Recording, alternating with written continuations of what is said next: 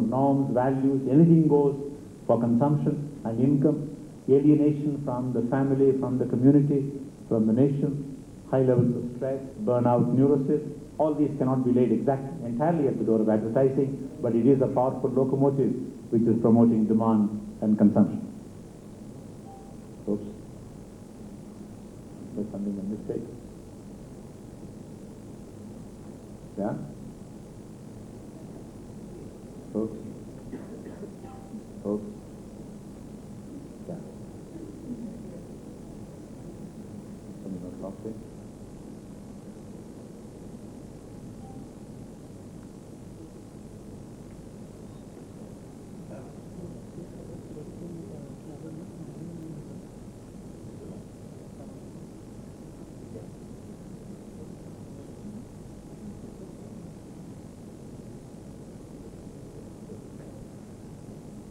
So sensitive these machines are. Yeah, and one last point there, that intergenerational equity that Prince Charles, the World Wildlife Foundation, various others are talking about, consume today and that they will take the hindmost, the future generation.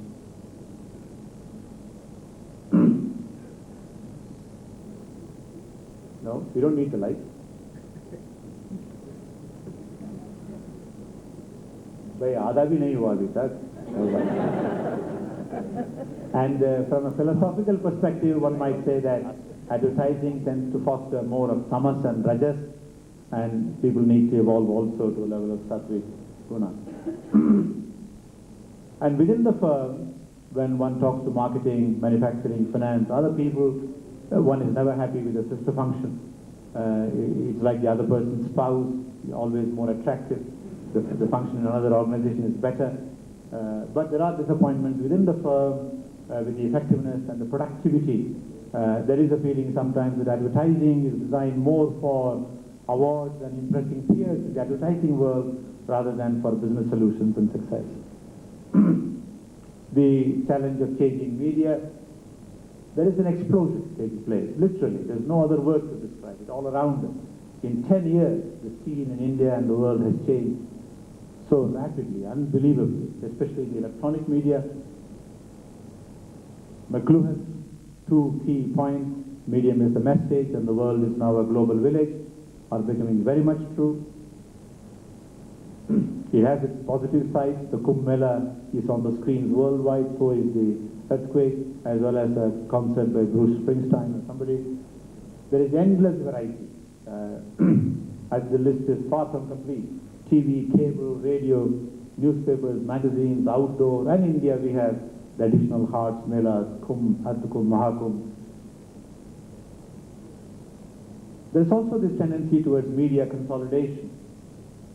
The new concept of the GCCM, Global Communication Channel Management, a new triangular model emerging here, consisting of the client company, the brand agency, and the channel planning agency. You must have read about the recent Unilever step of sending down someone from UK, especially into India, to plan that 600 crores of media spend. And in fact, not only for India, but South and Southeast Asia together, a common channel planning agency strategy. Now, there is a great role to be played by advertising, using the power constructively, minimizing the hazards that I mentioned earlier, and exploiting the media choices that we have. And in this mission, I would like to suggest three key tasks for Indian advertising. How the profession can help this nation, this economy, to exploit the opportunities created by liberalization. Liberalization is something government can do, but the industry has to buy it. You may remember the early 1990s, the Economist article, the caged tiger, uncaged, but the tiger does not get out of the cage. And this is something that people like Abid Hussain were using for some time, partly humorously, partly in self-justification, that what can the government do, it is now in the hands of industry. And advertising can be a partner in helping companies to exploit the fantastic openness and opportunities of liberalization. Advertising also has a role to play in helping central and state governments and ministries like that of disinvestment and committed ministers like Arun Shourie, Jaitley, this government, the broadest consensus, NDA, and whoever else might replace them. They'll be compelled to walk down this path of privatization, unlocking those resources, and in facilitating advertising as a role, and coping with globalization. Globalization in the medium term is a massive threat to countries like India. In the long term, it may be an opportunity. China was able to protect its economy and have a command, work culture, 10 to 12 hours of work at certain kinds of wage rates, unimaginable low-cost structure in many products. India cannot afford those kinds of violations of civil liberty, but we need to cope with the threat of imports and enable Indian industry to market globally. Now, on exploiting liberalization, we are on the verge of looking at a 7% plus GNP growth rate, which means a 10% plus trend growth rate. There will always be particular years of seasonality, cyclicality. On top of that, a Orissa cyclone or a Gujarat famine, earthquake. But the trend growth rate can be 10% plus for Indian industry. And in that context, advertising has to help build multiple stakeholder equities. To begin with the brand equity, number one, with the customer. Financial equity with the shareholders, lenders, regulators, analysts. The SEBI corporate governance codes, demand for transparency, quarterly reports, and the SEC regulations that anything revealed to analysts must be on the net within 15 minutes of the analyst meeting. All those things will come to India in the next few years. The building of equity with associates, even the term employer and employee are gradually being replaced in many industries. In a professional company, somebody may have been a promoter, but there are many people together creating value. So is there really an employer and an employee, or is everybody employed by the institution and therefore they are associates? Satyam Computer, for example, does not even use the term vice president formally. They have strategic business units, and there are circles which are management teams, and the senior most is called AIC, associate in charge. And today, next to the customer competition, attracting talent is the second most severe competition. Equity with partners, the relationship with dealers and vendors is changing from that of a neat jati, a kind of a caste difference, to one of partnership, equality, together fighting the competitive battles at home and globally. And here again, advertising can make a contribution. In facilitating privatization, there is need for mass communication of the social benefits. The privatization is not to benefit any government in power, any political party, but it is to benefit the mass of the public by shifting resources from capital investment and manufacturing, which the private sector, Indian and foreign, can do, and putting that money in the much neglected rural infrastructure and human capital. There is also need for an internal communication campaign within the public sector enterprises. There is a successive gap. Now, at the political level, majority of leaders are convinced on the merits of privatization. Some of the senior civil servants are convinced. A very few of the public sector top managements are convinced. But down the line, there are managers, executives, officers associations, unions, certainly workmen. Even there are many silent people who understand the need for privatization and are ready to move on to a new life. There is need for massive communication. We also need to celebrate successful cases of privatization in India and abroad. Modern Foods, for example, in the last 12 months, the sales have doubled in 1 year of being with Hindustan Lever. The same people bringing in certain work culture, organizational ethos, systems and practices, quite capable of performing much more productively. Coping with globalization, help Indian firms capture the home market as far as possible and create barriers to entry of imports and incoming investment. Let them earn their position here by a higher level of technology, contribution, value addition, and create a cost of entry for people which they have to reckon before they make their investment decisions. Not a bureaucratic cost of entry, but a competitive cost of entry. Help all firms leverage The Indian advantages for a global market share. India has two advantages. One, a very large domestic market. Two, a highly competitive source of manufacturing, both physical as well as knowledge, intellectual capital, which can be leveraged for the global market. Help clients overcome a major disadvantage. India country image in the past has not been one of technology, manufacturing, quality, delivery, service. This is part of the historical disadvantage that needs to be overcome. And India brand equity, and within that particular industry to have their product brand equity is built. And industry association, it has begun with the NASSCOM IT sector, but we need to bring it into textiles, cement, chemicals, gems, many other fields, and build that industry association's image globally through creative advertising. Help our chambers of commerce and government where necessary. It is not a permanent campaign. All countries, including Britain, fly the flag, by American, by Japanese, till they were strong enough to compete on totally equal terms. All countries have had this kind of an attempt. I now come to a proposed mission for Indian advertising. I will leave it there for you to take in. I believe copies of the address are printed and may be available at the end of this evening. Let me just read through this here with pauses. I am putting the Indian people first. The mission of the Indian advertising profession is ultimately to help the Indian people. But to reach the people, there are intermediary partners, industry, government, and the other related stakeholders, to rapidly transform the economy and society through better communication, understanding of these changes, liberalization, privatization, and globalization, cooperative implementation. It is not the direction which is now in question, but the speed with which India will get its act together, not talk at cross purposes, 2 steps forward, 1 or 1.5 steps back. The new policy paradigm of LPG for the greatest common good, Loka Sangraha, there will of course be casualties. Nothing can be unanimous, universally popular. So this mission brings together two things. One, the dire need of communication, education, information sharing about reforms in the country, both at a macro level as well as at the enterprise level. And secondly, the core competence of this profession in communication, the advertising profession, in zeroing in on key issues, phrases, words that go home to people, that ring a bell. So this blends the need of India and the core competence of the profession.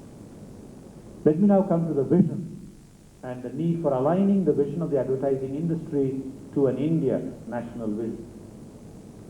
I have been advocating for the last 10-15 years in various fora a three-part India vision, which is now becoming very widely credible.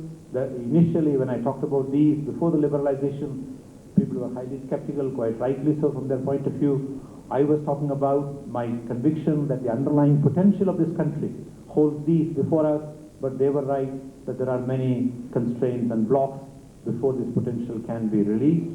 But now we are gradually removing many of those shackles. This India Vision 21st Century in three parts. Of course, today everybody would like to look at first the economic vision, and Vivekananda and many others quite rightly said, don't talk philosophy to a man with an empty stomach.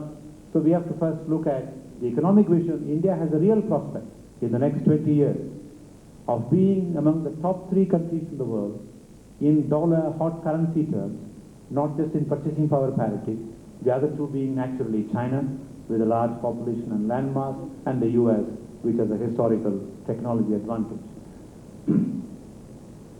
A social vision of a caring society which would support total quality of life, civil liberties for the people, and a helping attitude of philanthropy, daan. That is the idea with which the Sampradhan has been founded, and the response to the Gujarati earthquake is fantastic.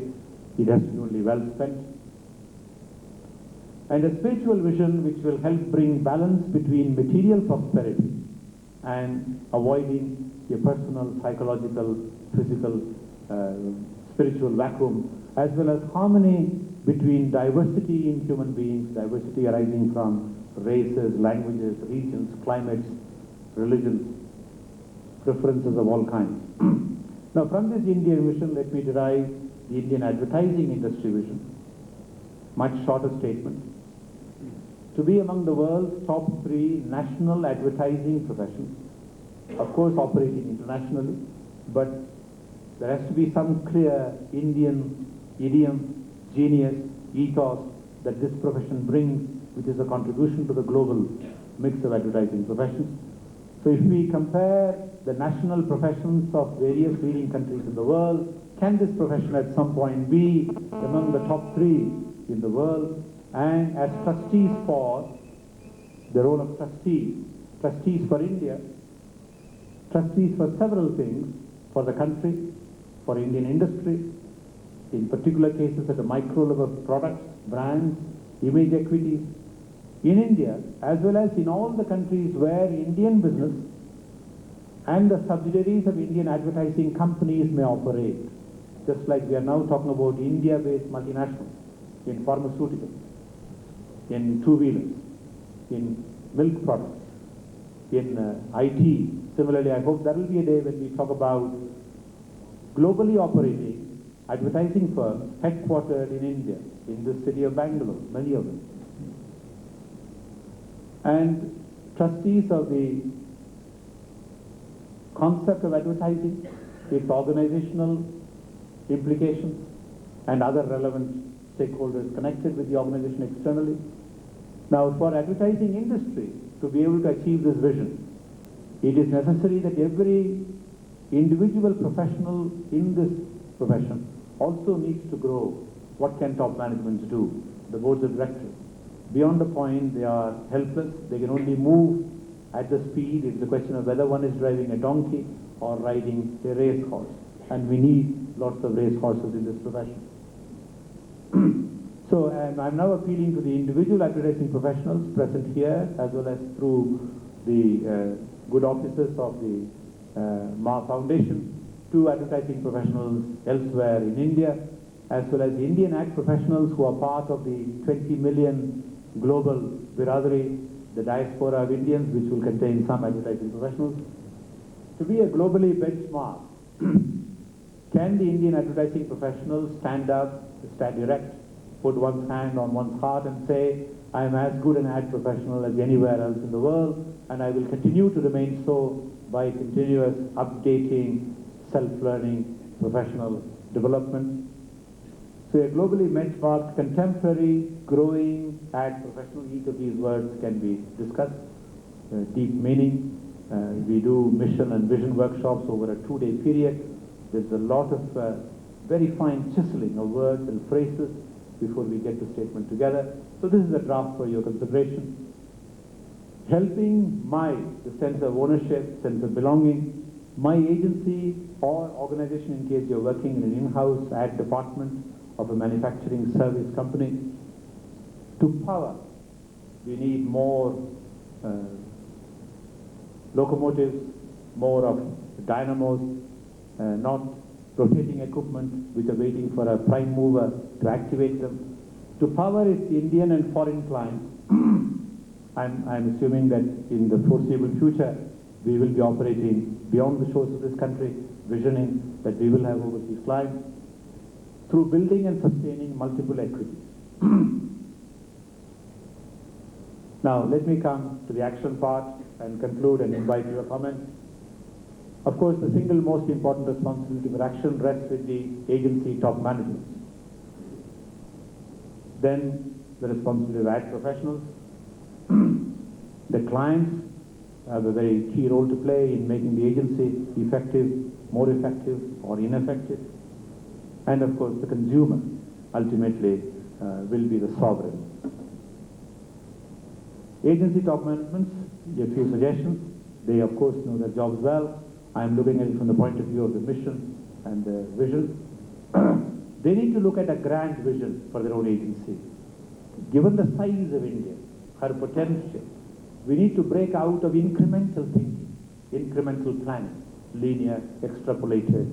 We have to also break the molds at the micro enterprise firm level, a grand vision for the agency, which may appear initially quite unrealistic. But if we hitch it to the national potential and its role in the global committee, stretch goals.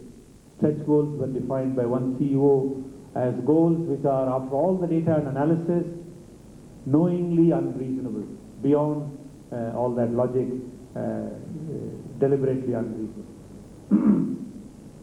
We also need robust strategies to pursue those vision and goals. Merely stating them leads to more disillusionment within a year, couple of years, unless there is a clear roadmap on how to get there. And today, there are methodologies, technologies to look at this strategic planning.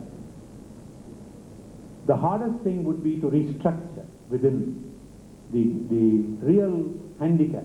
The Swedish management people have had a saying for a long time, very down-to-earth, brutally honest people. The Scandinavians are the enemy of new ideas is more within the organization than outside. It is not competition which always kills new thoughts and products, but internal resistance, status quo, lack of embracing change. And also to catalyze, to take the positive, proactive initiative to help chambers, associations with the economic reforms, to catalyze presentations to central and state